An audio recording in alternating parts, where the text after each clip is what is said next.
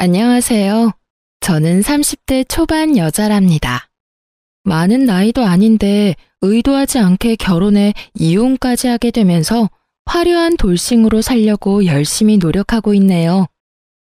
울적한 날에는 이곳에서 저와 비슷한 사연을 들으며 같이 울고 욕해주면서 듣는 재미가 있더라고요. 저의 이야기도 다른 분들 못지않게 기구하거든요.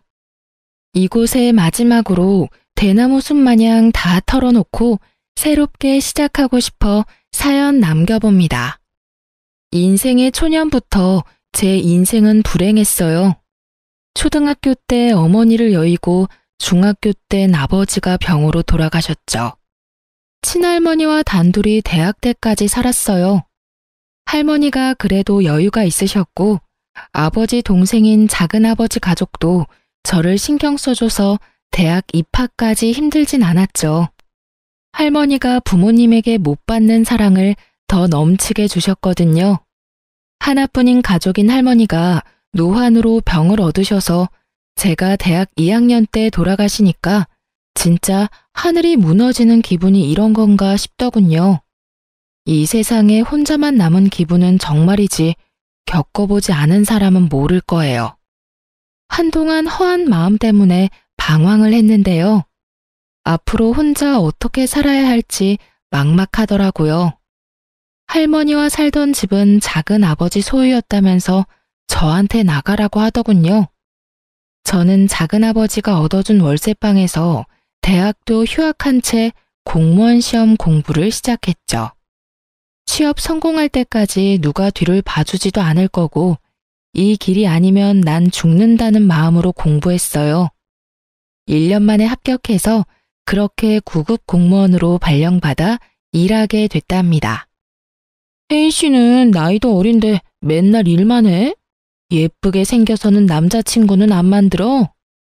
아직 여유가 없네요. 사실 딱히 만나고 싶지도 않아요. 제 사정 잘 아시잖아요. 외로운 혜인 씨를 사랑으로 품어줄 그런 남자가 있을 거야. 가족을 만들고 아이도 낳고 그렇게 살아야지. 지금처럼 어리고 이쁠 때 얼른 좋은 남자 만나. 제가 매일 회사만 집만 오가니까 주변의 동료들도 항상 걱정 어린 관심을 많이 주시더라고요.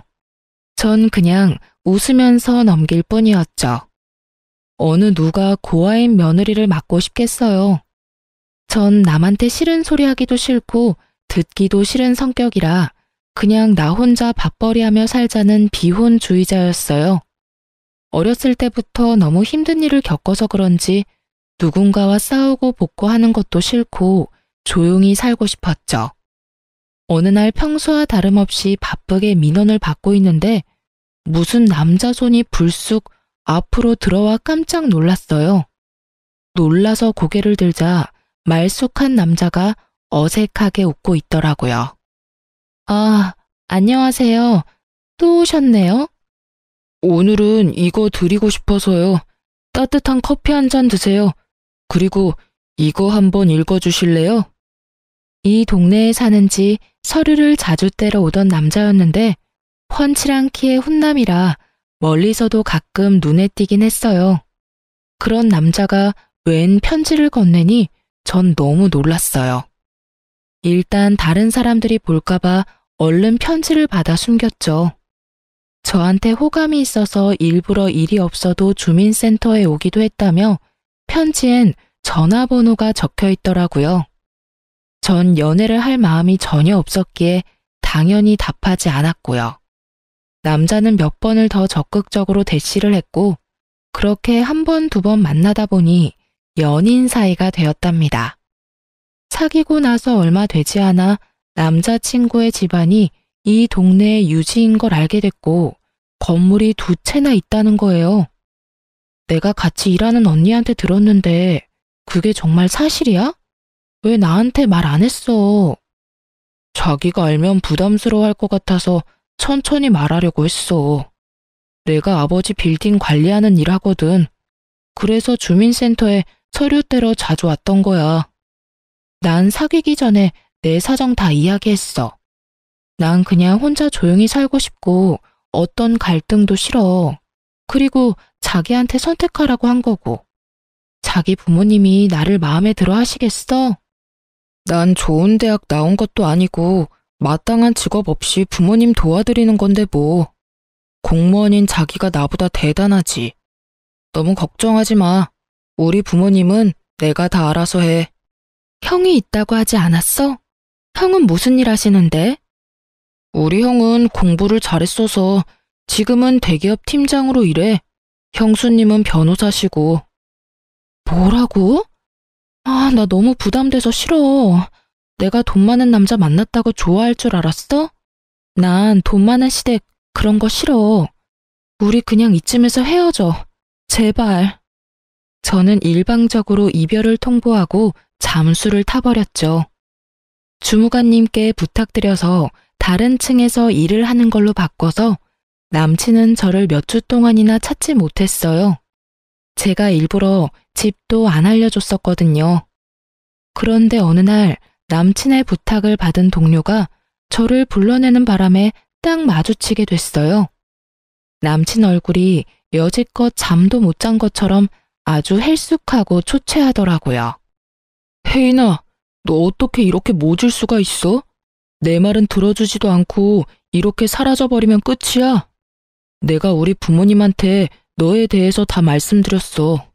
아버지가 너 만나보시고 싶대. 제발 나를 믿고 우리 같이 부딪혀보자. 내가 네 가족이 돼서 평생 행복하게 해줄게. 간곡하고 진실된 간청에 저는 그 사람을 한번 믿어보기로 했어요. 그렇게 남친 집으로 인사를 드리러 갔는데요. 제가 너무 걱정을 많이 한 것에 무색하게 예비 시부모님 모두 친절하게 대해주시더라고요. 내가 네 형편을 다 들었다. 나도 어려운 어린 시절 겪고 자수성가한 사람이다. 저 녀석은 애미가 너무 오냐오냐 키워서 우리 재산 관리하는 거나 하고 제대로 된 직업이 뭐 있겠냐.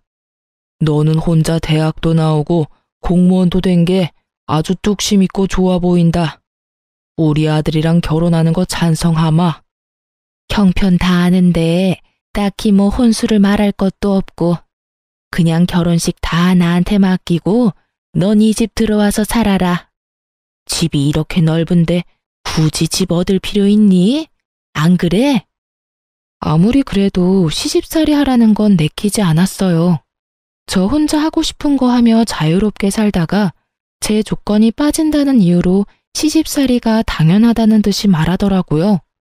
우선은 그 집에서 나와서 남친한테 말했죠. 내가 모은 돈이 없다고 해서 집으로 들어와서 시집살이 하라는 건 좀 너무하지 않아? 내가 누누이 말했잖아. 난 혼자 사는 게 제일 좋은 사람이라고. 자기는 그동안 혼자 그렇게 외롭게 살았으면서 새 가족이 생겨서 북적북적 살면 더 좋은 거 아니야? 우리 부모님은 자기 사정 다 봐주셔서 그런 말씀 하신 거야. 일단 2년만 살아보자. 그리고 정 힘들면 그때 분가하자. 응? 제가 몇 명 없는 친구들이나 동료들한테 고민을 털어놔봤지만 다들 호강에 겨운 소리라고만 하더군요. 그렇게 부잣집에 시집가면서 포기할 줄도 알아야 된다나요? 남편이 번갯불에 콩 볶아 먹듯이 얼마나 결혼을 밀어붙이던지 한 달도 지나지 않아 시모와 결혼식 준비를 하게 되었죠. 식장이며 드레스며 웨딩 촬영이며 모두 시모와 함께 갔고 시모가 원하는 걸로 골랐어요. 제 의견은 아주 칼같이 잘라버리더라고요. 민준이 형도 이 호텔에서 결혼식 했다. 여기가 손님 부르기에도 좋고 가장 괜찮아. 여기로 해. 여기 식대가 너무 비쌀 것 같은데. 그리고 전 올 하객도 별로 없어요. 너 고아인 거 내가 모르고 결혼시키니? 네 쪽 하객 자리도 다 우리 손님이 채울 거니까 걱정할 필요 없다. 생각하면 할수록 참 첫째 결혼이랑 너무 차이가 나서 손님들 보기 벌써 민망하다. 며느리한테 티 쪼가리 하나 못 받고 결혼을 시키다니 원. 어머니, 저도 성의껏 준비할 수 있어요. 말씀해 주시면 준비해 볼게요. 저도 모아둔 돈 있는데. 돈 한 푼 안 들이고 결혼하면 제 마음도 편치가 않아요. 됐다. 내가 너한테 뭘 받겠니? 네가 뭘 해준대도 내 맘에 찰 것 같지도 않구나. 그냥 내가 봉사하는 셈치고 다 해주마. 대신 결혼해서 며느리 돌이 잘하는 걸로 갚아. 저는 연예 기사에서나 봤을 법한 호텔에서 결혼식을 했어요. 결혼식에 온 제 지인들의 눈이 휘둥그레해져서 저한테 신데렐라라며 팔자 폈다고 난리가 났더군요. 하지만 전 결혼식 날에 세상 비참했어요. 시모가 만들어 놓은 무대에서 꼭두각시처럼 서 있는 기분이었죠. 시모는 친척들과 지인들 앞에서 어떻게든 제 진짜 존재를 숨기기 바빴거든요. 서글픈 마음이 들었지만 그래도 남편을 생각해서 저도 최선을 다해 웃어가며 식을 마쳤네요. 신혼여행 다녀오자마자 시댁에 들어가 살게 되었고 지독한 시집살이가 시작되었습니다. 아버님은 아침 6시에 식사하시니까 앞으로 네가 아침 준비해라. 매일 5시에 일어나서 녹즙 만들고 아보카도 1개 자르고 달걀 반숙으로 2개 찌면 된다. 다 드시면 영양제 챙겨드리고. 저 8시까지 출근해야 되는데 어떻게 5시에 일어나나요? 저 아침잠 많아서 그렇게 일찍 일어나면 힘들어서 못 살아요. 얘 좀 봐. 공짜로 그 비싼 호텔에서 결혼까지 시켜줬더니 결혼하자마자 안면 싹 바꾸네? 며느리라면 당연히 해야 될 일이야. 토달지 말고 해라.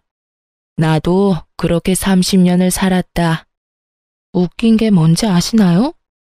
나중에 알게 된 건데 도우미 아주머니가 오래 있었고 당연히 시부 아침도 시모는 전혀 차린 적이 없다네요. 제가 결혼하자마자 도우미 아주머니를 내보낸 거였어요. 어쨌든 어찌나 차갑게 말을 하는지 대꾸도 못하고 다음 날부터 5시에 일어나 그 짓을 했네요. 일주일 하니까 너무 힘들어서 죽겠더라고요. 늦게 일어난 날에는 시모가 얼마나 구박을 해대는지 화장실에서 혼자 눈물을 흘린 적도 있었어요. 저는 견디다 못해 남편에게 하소연을 했죠. 여보, 나 도저히 5시에 못 일어나. 당신이 어머님한테 좀 말해봐. 나 힘들어서 죽을 것 같아. 솔직히 아침에 일어나서 국하고 밥하는 것도 아니고 그까짓 녹즙 좀 만드는 것 같고 왜 그래? 다른 재벌집은 더 빡세. 거기 며느리들은 더 힘들다고. 여기가 재벌집이야? 재벌집은 며느리들이 일을 안 하겠지. 난 가뜩이나 체력도 약한데 일하느라 너무 힘들어. 그럼 일을 관둬. 그까짓 거 한 달에 얼마나 번다고? 우리 부모님한테 잘 보이면 이 재산이 다 우리께 되는데 그까짓 거 뭐 대단하다고 그것도 못해? 그렇게 별거 아니면 당신이 좀 하면 되겠네. 왜 내가 해야 되는데? 그리고 난 절대 일 그만 안 둬. 내가 공무원 시험 합격하려고 얼마나 힘들게 공부했는데 한 달에 내 옷값도 안 되는 돈 벌면서 왜 그렇게 힘들게 살려고 그래? 며느리가 하는 거랑 아들이 하는 거랑 같아? 당연히 며느리가 해야 아버지도 좋아하시는 거지. 재산 물려받는 게 뭐 쉬운 건 줄 알아? 신혼 때까지만 해도 다정했던 남편은 제가 시부모에 대한 불평을 조금만 하면 아주 부르르 떨더라고요. 그것도 그럴 게 옆에서 보니까 시부한테 아주 잡혀 살더라고요. 시키는 거 다 하고 대드는 것도 없이 항상 예스맨이었죠. 혹시나 자기 형한테 뺏길세라 그 잘난 빌딩 물려받으려고 성질 죽여가며 시부 비위를 맞추고 사는 거였어요. 그러니 시부모는 저를 더 우습게 보고 아주 가정부 부리듯이 명령을 하는데 너무 화가 나고 스트레스가 쌓여갔죠. 이번 주말엔 커튼 좀 다 뜯어서 갈아라. 넌 없이 사느라 몰랐겠지만 커튼도 계절마다 가는 거야. 저 일하느라 너무 힘들어서 주말엔 쉬고 싶어요. 제가 커튼 업체 불러서 해결할게요. 저한테 시키진 말아주세요. 얘 말하는 싸가지 좀 봐. 그 업체 부르면 그건 누구 돈인데? 있는 집 시집 왔다고 아주 돈을 물 쓰듯이 쓰네. 그깟 푼돈 벌면서 지금 누구 앞에서 돈 번다고 유세야? 너 그 거지 같은 동사무소 당장 관둬. 집에 들어앉아서 살림이나 똑바로 해. 제가 그냥 참고 넘어가는 날이 많으니 시모는 점점 도가 지나치기 시작하더군요. 어느 날은 시모가 제가 일하는 주민센터에 와서는 제 앞을 알짱거리며 궁시렁대기까지 했죠. 별로 하는 일도 없어 보이는구만. 맨날 뭐가 힘들다고 거짓말을 해대? 도대체 얌전한 얼굴에 뭔 가면을 쓰고 있는지 알 수가 있어야지. 어머니, 지금 제가 일하는 데 와서 뭐 하시는 거예요? 빨리 돌아가 주세요. 아니, 더우면 에어컨 쐬러 오고 추우면 히터 쐬러 올 수 있는 곳이 동사무소 아니야? 네가 뭔데 나한테 가라 말하니?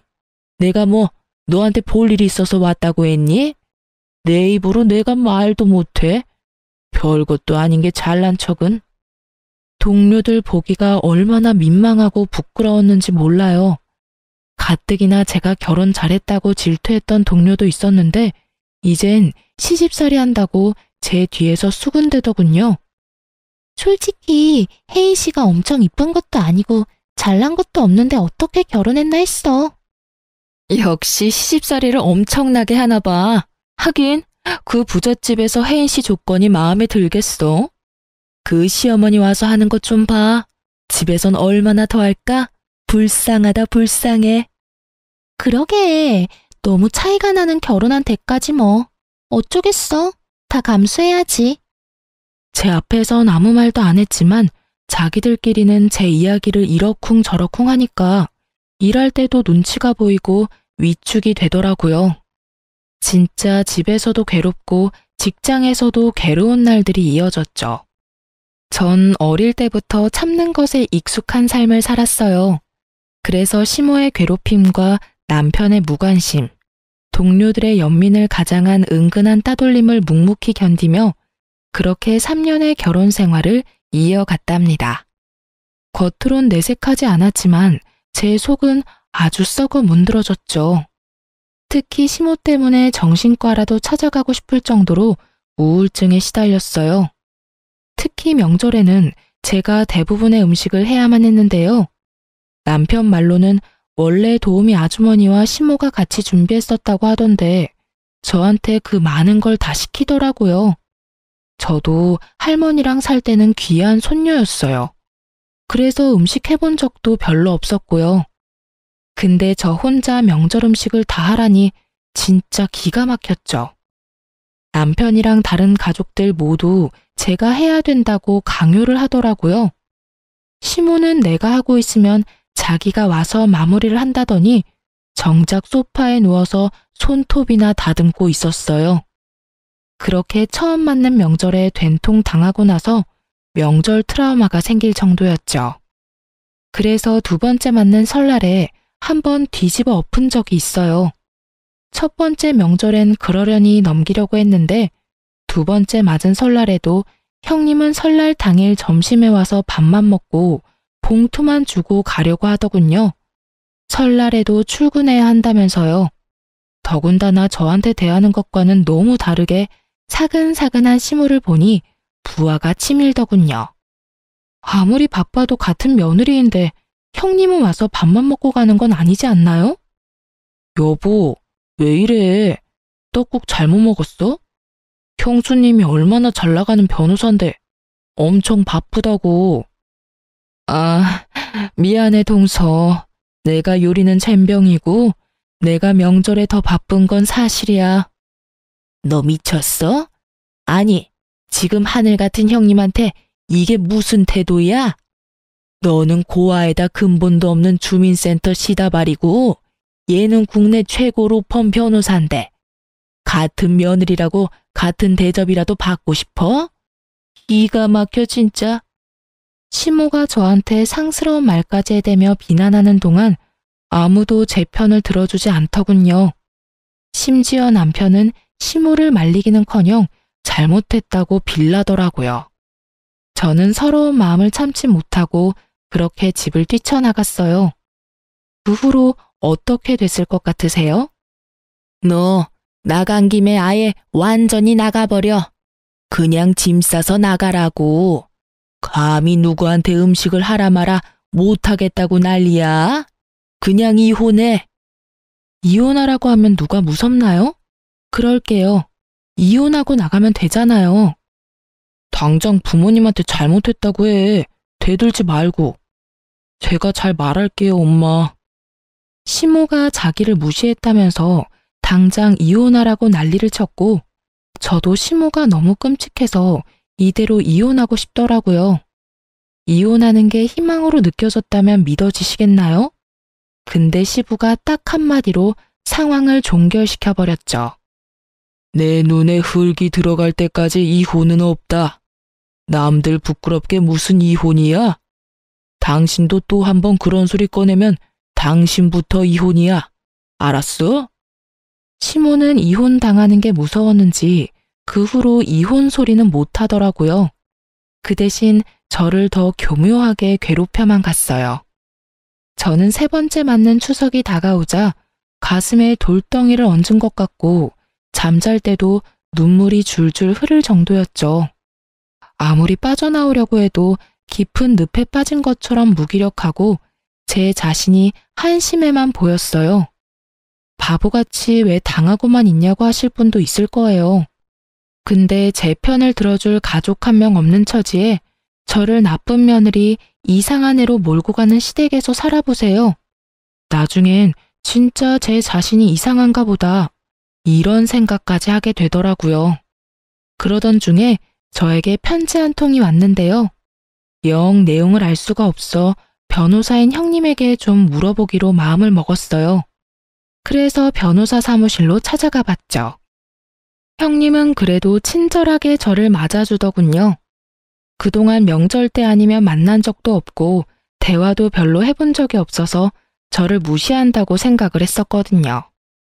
형님에게 편지에 대해 조언을 들은 뒤에 나가기 전에 용기 내어 한마디 했죠. 형님, 바쁜 건 알겠는데 그래도 명절엔 와서 좀 도와주셔야 되지 않아요?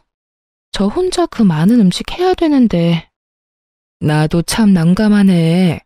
지금까진 도우미 아주머니 여러 명이 음식 준비해서 난 그런 부담이 전혀 없었는데.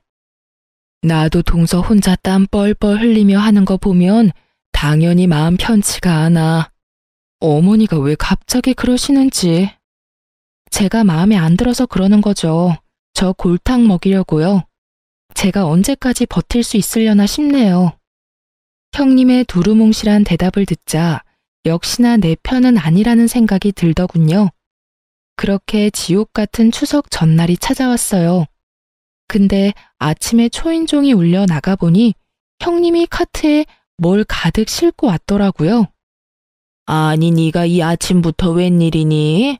이번 명절엔 뭐 휴가라도 낸 거니? 나야 우리 큰며느리 얼굴 보니 반갑고 좋네. 내일 못 올 것 같아서 오늘 대신 왔어요. 동서, 이것 좀 받아줘. 다 주방에 놔주면 돼. 아니 이게 다 뭐니? 먹을 걸 사온 거야? 네, 명절 음식 다 사왔어요. 송편도 유명한 떡집에서 넉넉하게 사왔고요. 제가 아는 유명한 한정식집에 일부러 부탁해서 예약 걸어서 사온 거예요. 음식 만들려고 장도 다 봐왔는데 덜컥 이렇게 사면 어쩌니? 말이라도 해주지. 미리 말씀드리면 당연히 필요 없다고 하셨을 거 아니에요?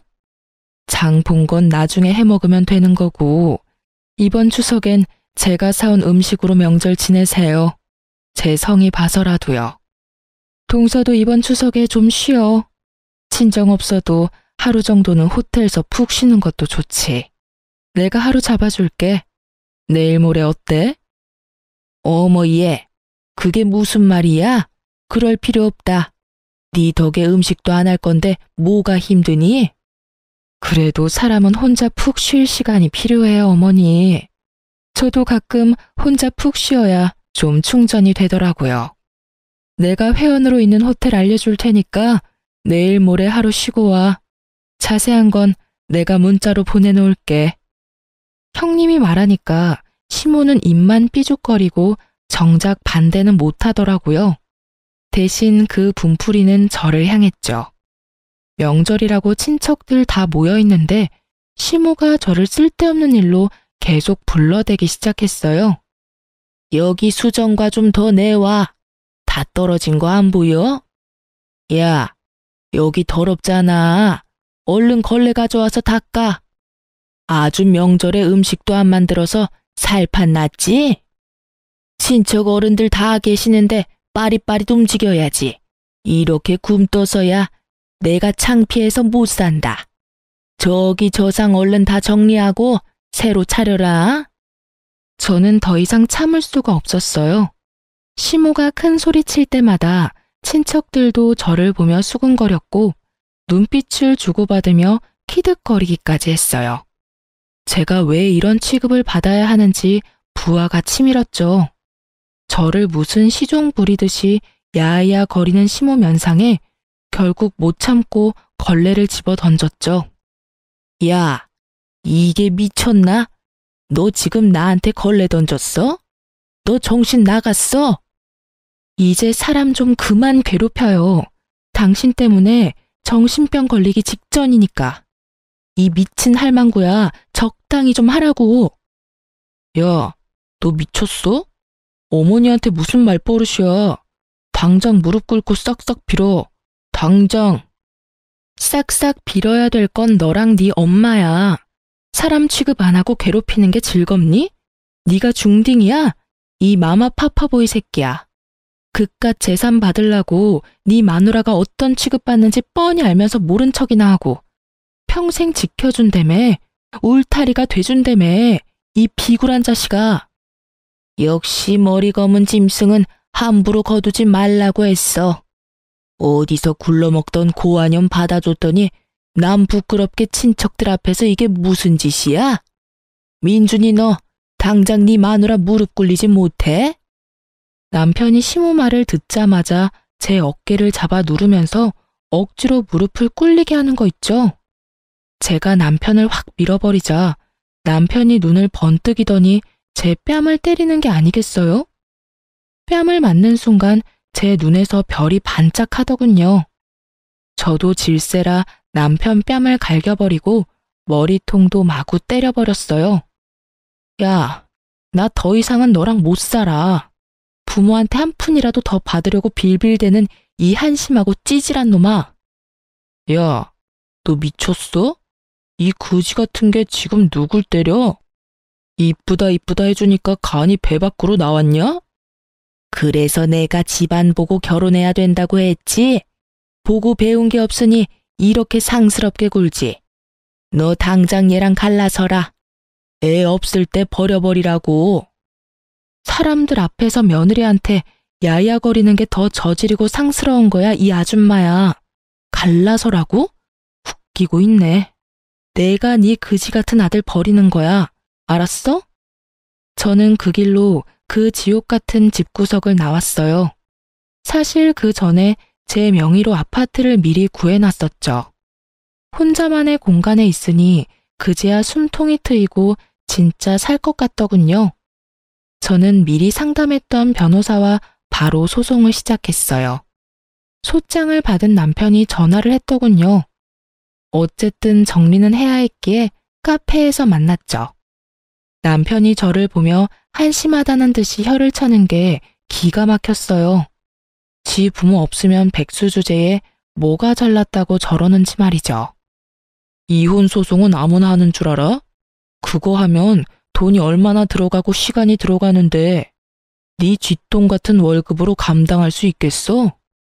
너랑 네 엄마 엿먹일 돈은 충분히 있으니까 걱정 끄셔. 내가 그동안 살았던 정도 있고 하니까 합의금 명목으로 돈 좀 줄게. 소송 취하하고 그냥 합의 이혼이나 해.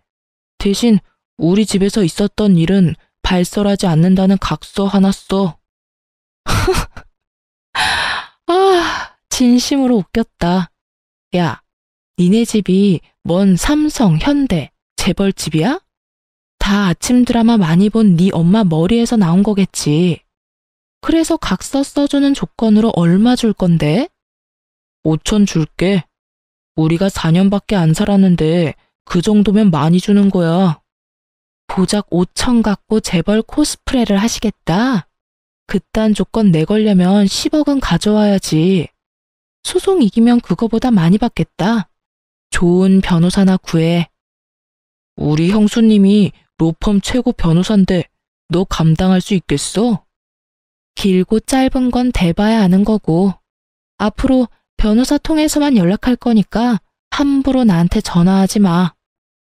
약 5개월의 이혼 소송이 이어졌어요. 저는 다른 곳으로 발령 신청해서 근무지도 옮겼고 그 사이에 진급도 했죠.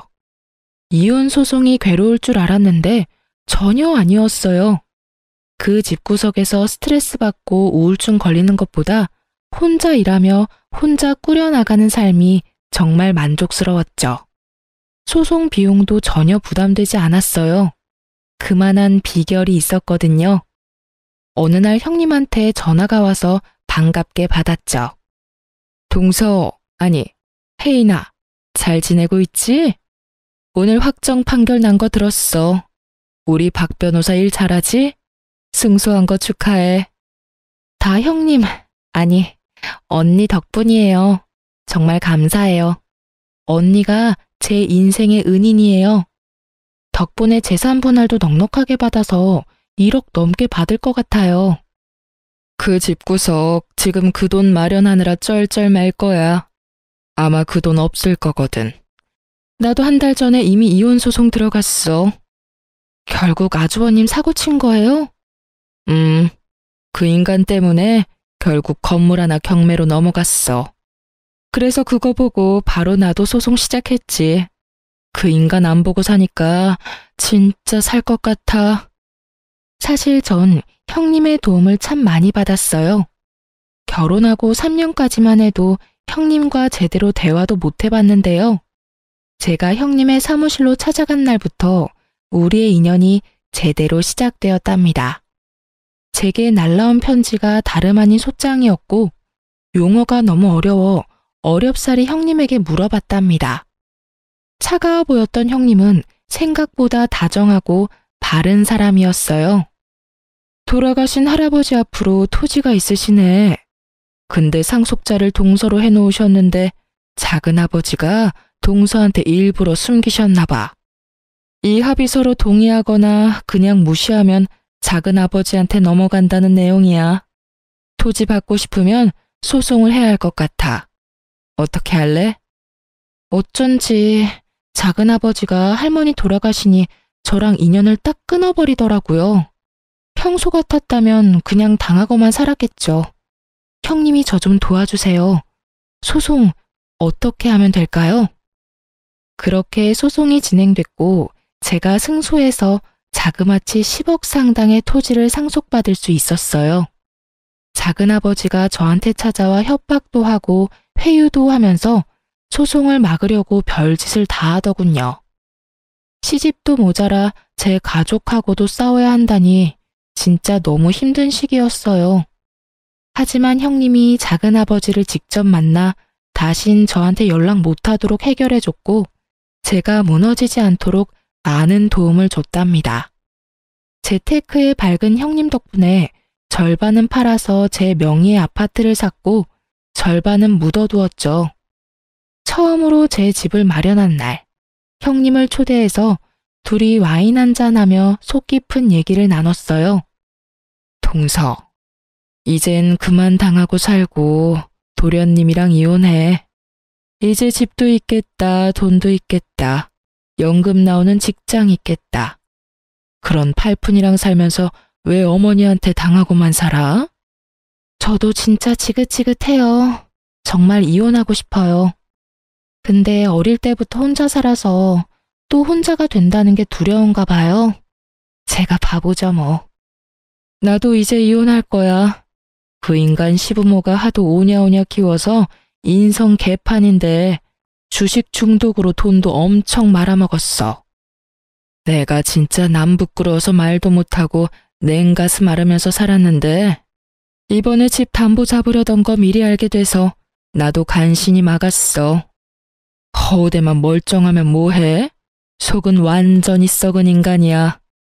형님은 워낙 똑부러져서 겉으로 보기엔 진짜 완벽한 사람 같았는데 혼자 소갈이 하느라 힘드셨겠어요. 아니야. 완벽하긴. 나한텐 과찬이지. 하여튼 그 인간 결국 시부모 몰래 건물 하나 저당 잡혀서 돈 끌었었어. 진짜 그거 보니까 제정신으로 사는 것 같진 않더라고. 중독이구나 싶어서 얼른 갈라서야겠다고 마음먹었지. 그 시한폭탄 같은 인간이 죽지 않는 한 시댁은 폭삭 망할 거야. 언제가 될진 모르지만. 아무튼 동서도 그만 구박받고 재산 분할 받을 수 있을 때 얼른 갈라서 내가 특별히 신경 써서 도와줄 테니까. 동서는 마음 단단히 먹고 저는 그 후부터 형님의 도움으로 이혼 소송에 이길 수 있는 증거를 차곡차곡 모아두기 시작했어요. 시모가 폭언할 때마다 일기를 써서 남겨뒀고 동영상도 많이 찍어뒀죠. 그리고 명절 때 난리가 났을 땐 형님이 저 대신 몰래 동영상을 다 촬영해줬답니다. 형님과 친분이 있는 변호사와 그렇게 소송을 진행했고 당연히 제가 승소하게 된 거죠. 형님 역시 몇 달 후 당연히 승소했고 거액의 위자료와 재산 분할을 받아냈다고 하더라고요. 거기다 시부도 건설업을 무리하게 시작해보려다가 빚을 엄청 지고 있던 상태였는데 결국 갚지 못해서 갖고 있던 건물 2채를 다 처분해서 빚잔치를 했다고 하더군요. 말 그대로 진짜 쪽박을 찬 거죠. 아주 꼬시다고 생각하고 있었는데 세상에 시모한테 전화가 온 거 있죠? 네가 일하는 데 찾아가 보니까 다른 데서 일한다고 하더라. 오랜만에 얼굴 보고 싶었는데 얼마나 아쉬웠는지 몰라. 혼자 살면서 밥은 잘 먹고 다니니? 외롭고 힘들지는 않고? 뭐 잘못 먹었어요? 우리가 따뜻하게 안부 물을 사이에요. 다신 전화하지 말아요. 예. 끊지 말고 잠깐 얘기 좀 하자. 내가 요즘 네 생각이 얼마나 나던지 꿈에도 네가 나와서 울고 그러더라. 그래서 뭔 일이 있나 걱정이 돼서 전화한 거야. 우리 민준이도 맨날 네 얘기하면서 울면서 자는 것 같더라. 내가 얼마나 마음이 아프던지. 우리 민준이는 너 없이는 못 살 것 같더라. 그냥 다시 합치면 어떠니? 미쳤어요? 그 집구석 다 망한 거 세상이 다 아는데 돈 한 푼 없는 백수랑 내가 왜 재결합을 해요? 여전히 주제도 모르고 양심도 없네. 쓸데없는 소리 계속 짓거릴 거면 끊어요. 또 전화하면 가만히 안 있을 줄 알아요? 아가야, 제발 우리 민준이 한 번만 받아줘. 아주 폐인이 돼서 내가 옆에서 보기가 안 됐다. 그래도 우리가 한 가족이었는데 어떻게 이렇게 매정하게 구니? 아이쿠, 내 팔자야. 이젠 너한테까지 내가 구걸을 하고 아주 못 산다. 아주 혼자 울면서 신세 한탄까지 하길래 그냥 끊어버렸고 시모 번호는 차단해버렸답니다. 어이없게도 며칠 후엔 전 남편 놈이 제 아파트 앞에서 저를 기다리고 있더군요. 여길 당신이 어떻게 알고 왔어? 내 뒤라도 캔 거야?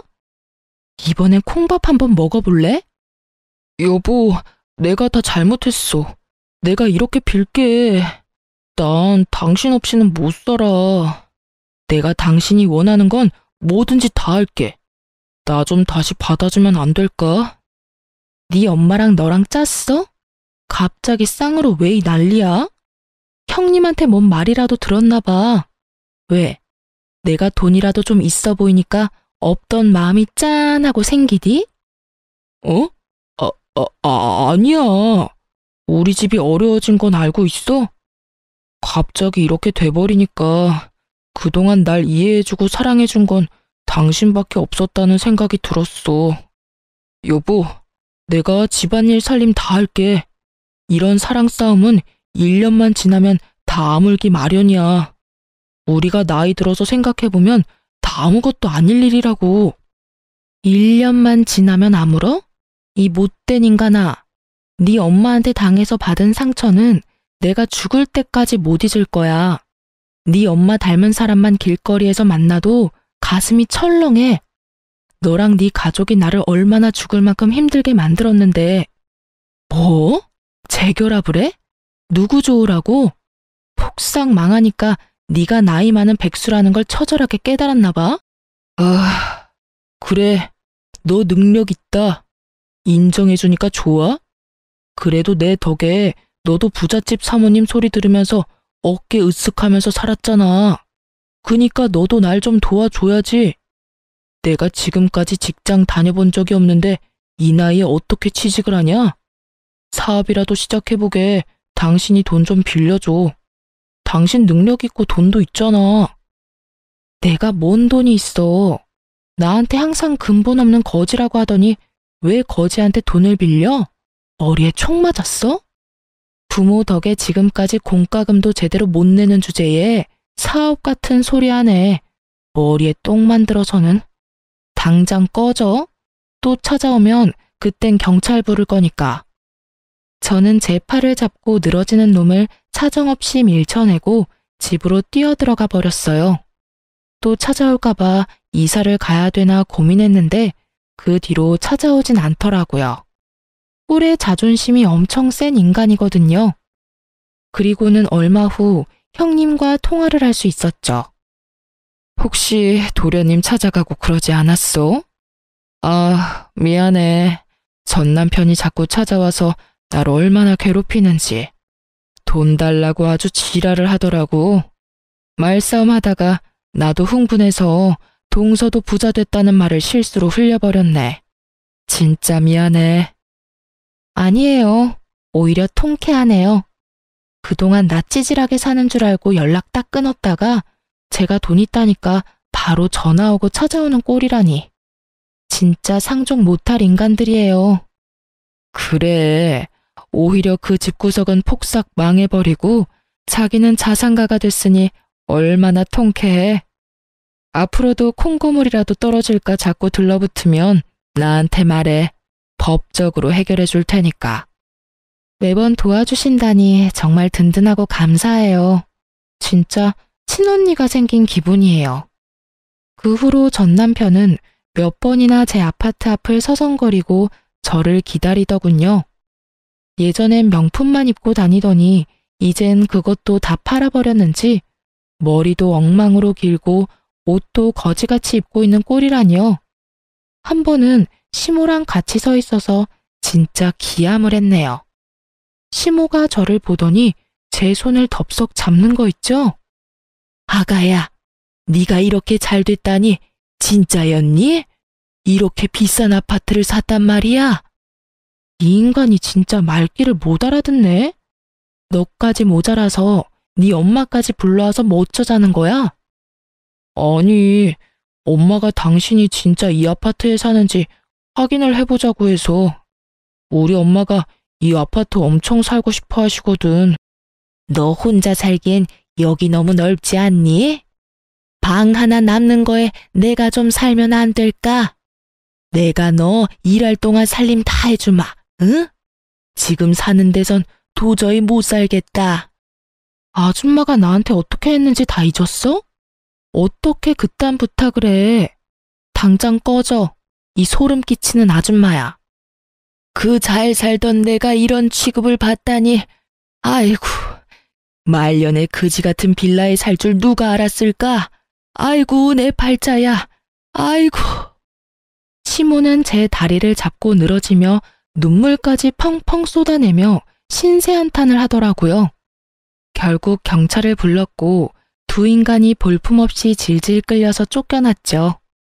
그 후론 겁먹었는지 안 찾아오더라고요. 형님이 종종 그 집안 소식들을 전해주었는데요. 시부는 재산 다 잃은 충격으로 결국 뇌출혈로 쓰러졌고 그나마 남은 재산도 급하게 병원비로 다 빠져나가고 지금은 병원비를 못 내니 시모가 좁은 집에서 시부 병수발하면서 산다고 하고요.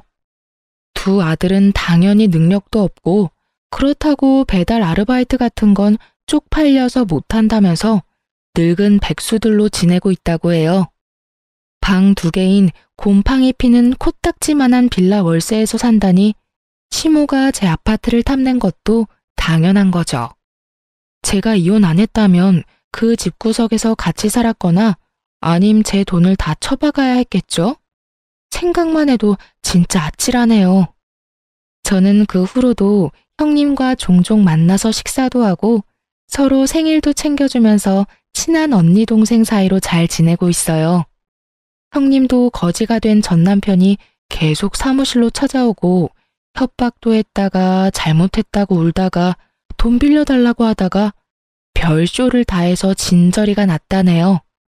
결국 접근 금지 신청하고 이젠 혼자 다른 지역에서 변호사 사무실 개업해서 멋진 대표님이 되셨답니다.